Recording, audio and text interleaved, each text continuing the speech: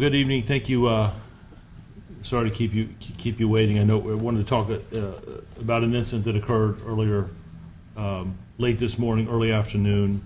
But there were some things that we had to get accomplished first, some things that we wanted to take care of before we briefed our community. Right, talk to the media, but I think it's important we let our community know as much as we can without jeopardizing the case as we move forward. So just bear with me as I'll go through and give you what I can at this point.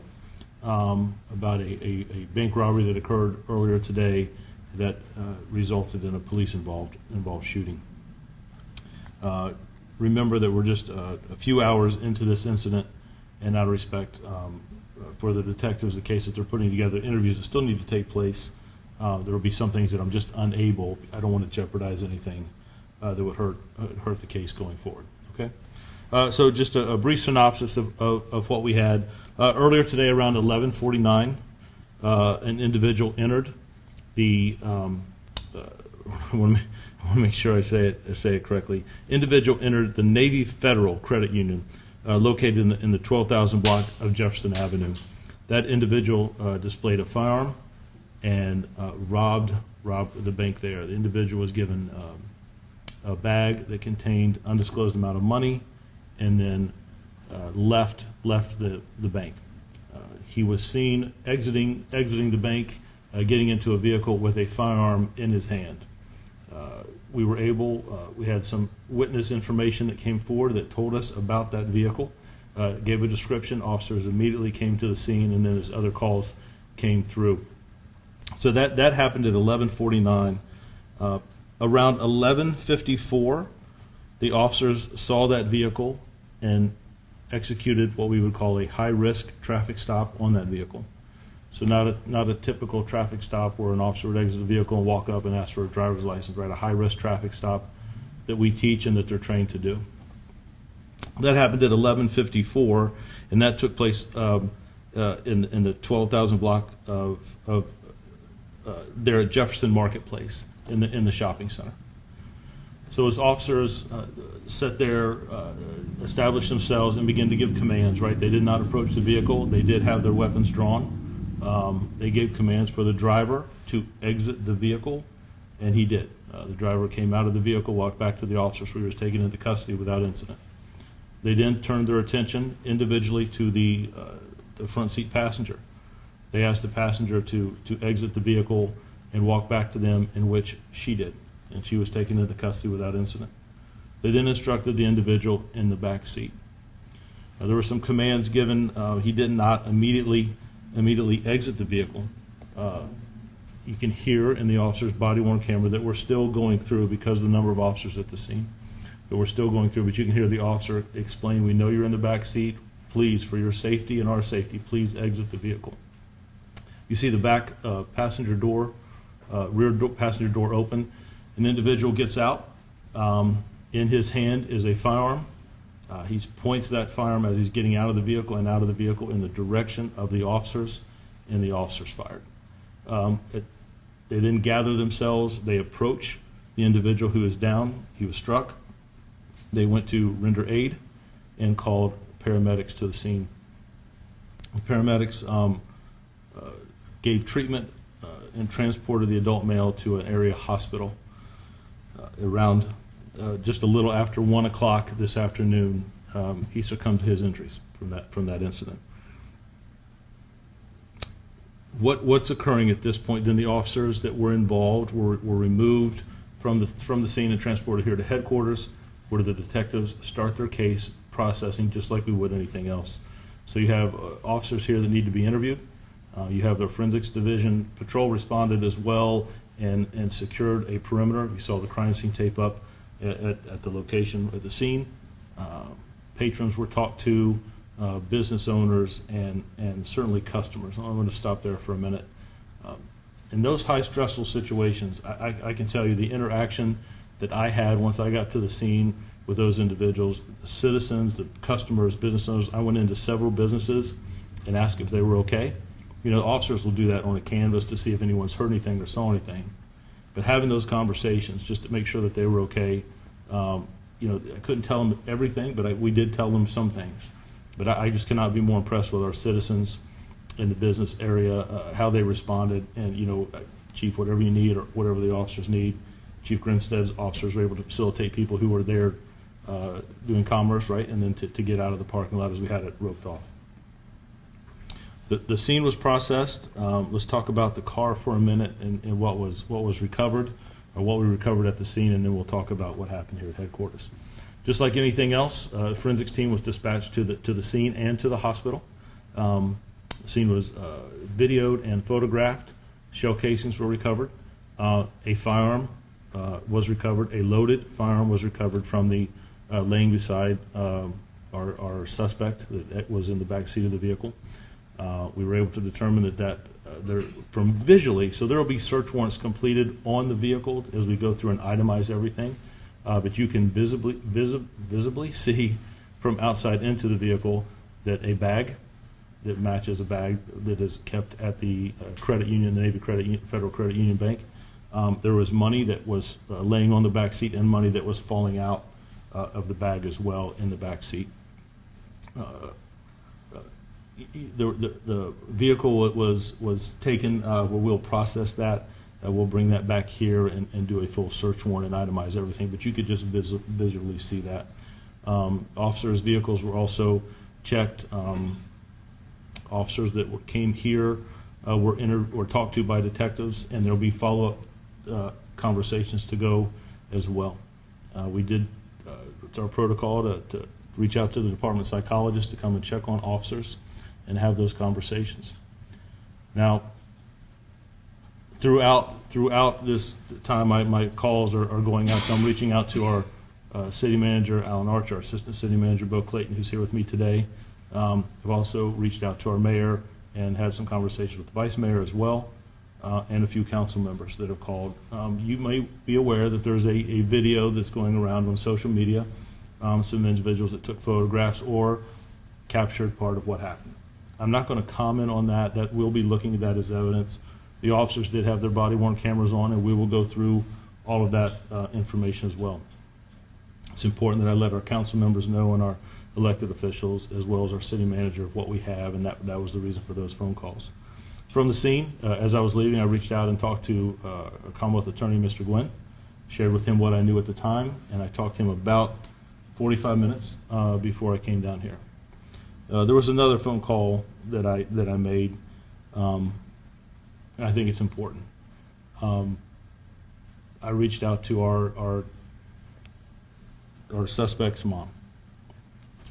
She was notified as next of kin by the detectives in normal procedures that we would do it when we have a death. But it's important.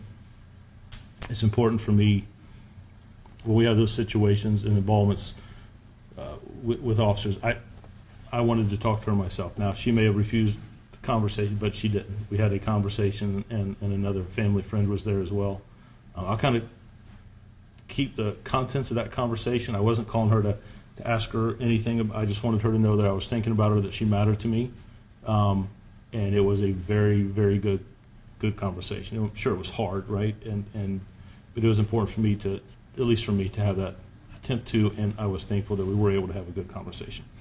I think in the release, Kelly, if I'm accurate, the release we put out after this will have his name. We'll share that with you.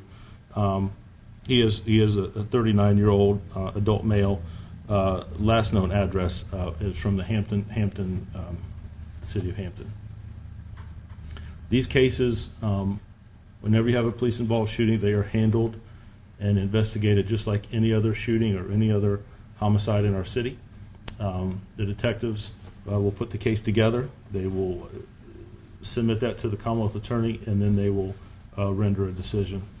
But like I said, there's still a lot of things to go through. I want to go through that body-worn camera footage again, see if we can enhance some things. I know there's some videos floating around. I think the detectives, Captain Petrosky and his team, have collected several of the photographs that have been shot by other individuals and things that are out there on social media. But I before I came down here, I talked to the officers involved. No officer knows what kind of calls they're going to respond to during the day. I am thankful for the individuals who called and told us what they saw and what had happened. It helped with such a quick response.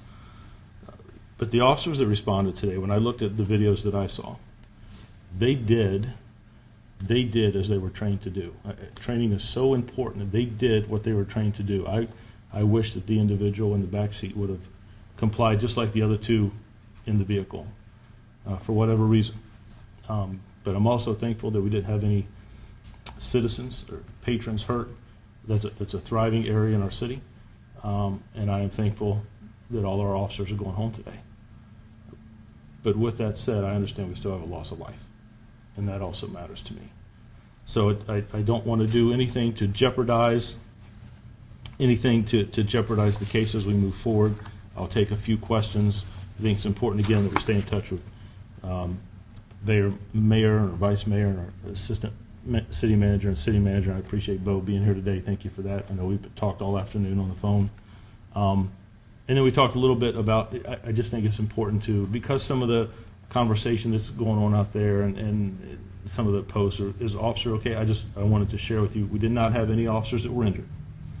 Some that got some miscommunication, I think, or people think they hear something, and I totally understand. We did not have any officers injured, but unfortunately, we did have an individual that lost his life today. So again, just kind of in a broad picture, we had a bank robbery that occurred.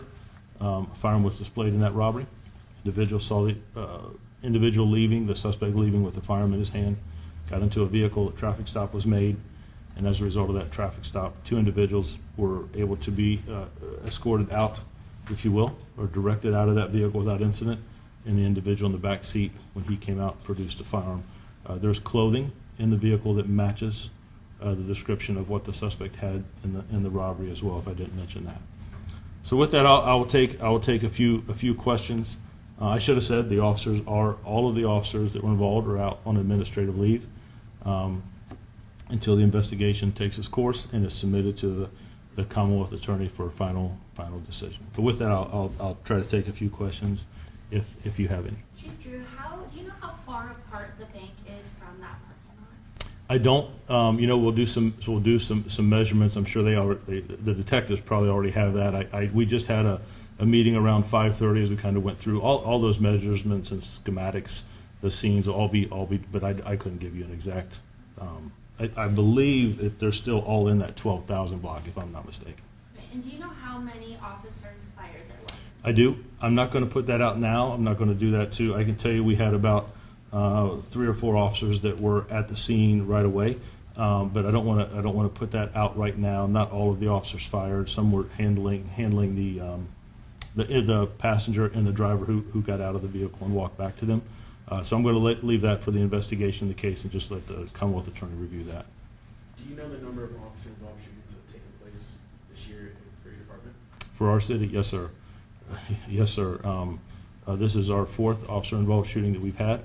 And again, I can tell you that no officer wants to go to work on any day, but on a beautiful Saturday afternoon in any city and be confronted with someone that has just robbed a bank at gunpoint and gets out of a vehicle and points a loaded firearm at them. No one wants to do that, and when we're forced into situations, we have to respond for public safety as well as the officers themselves. But we have had 4 police-involved shootings this year. 2 of them we've already received letters from the Commonwealth Attorney on the stance of being unjustifiable. The other one we're still waiting on, and then we will have this one. But again, I talked to Mr. Gwynn, and it's funny. When you talk about that, when we look at some of the situations that officers are put into and the scenes that they respond to and the situations, the calls that they get, right, as complex as some of those can be, you never know what's going on inside of someone's heart, their mind. You never know what they're facing, what they're dealing with. But when you inject a firearm into that situation, things can get elevated. The officers certainly tried several times talking, like I said, the 2 individuals that were in the car that did not have a firearm exited and came out and surrendered without incident. And I had hoped that's what we were going to see, but that's just not the case.